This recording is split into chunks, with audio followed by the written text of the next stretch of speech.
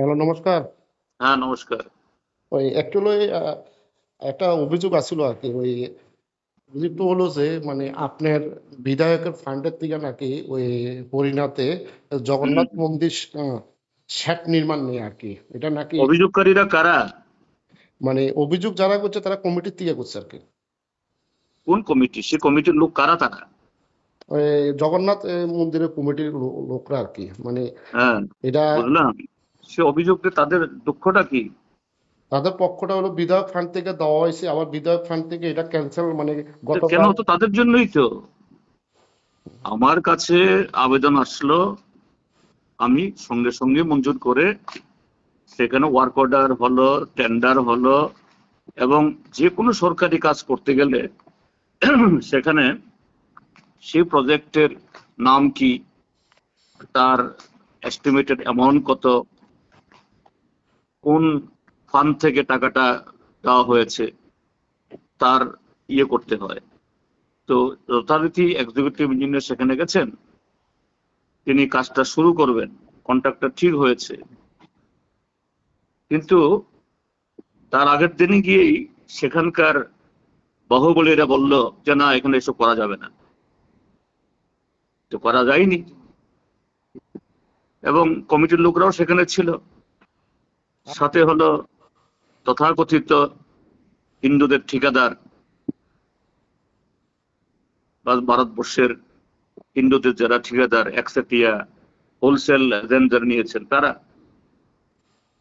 তারপর 6টা মাস আমি অপেক্ষা করেছি যে কমিটির লোক আমার কাছে আসেন কিনা, যে না, তারা যাই বলুক কাজটা হবে, আপনি আসুন। কেউ তো আসলো না। তো অগত্যা কি করা যাবে?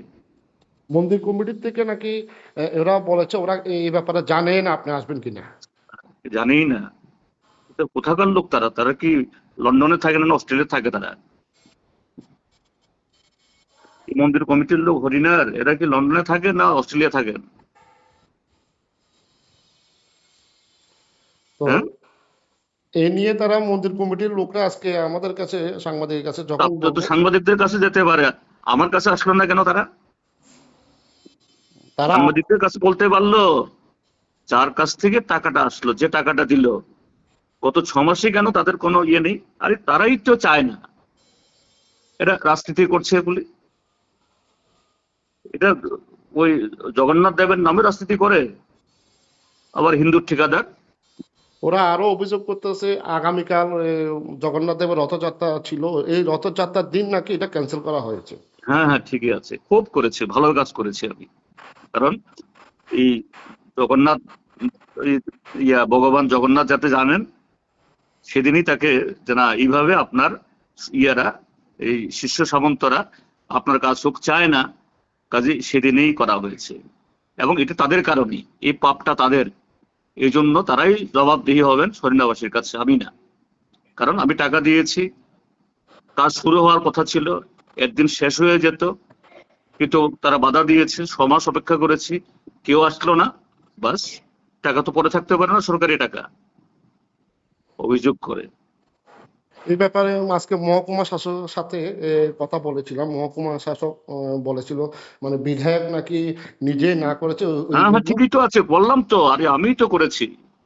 ঠিকই তো আছে, কে করবে তাহলে? এটা মহকুমার শাসনের ক্ষমতা আছে নাকি?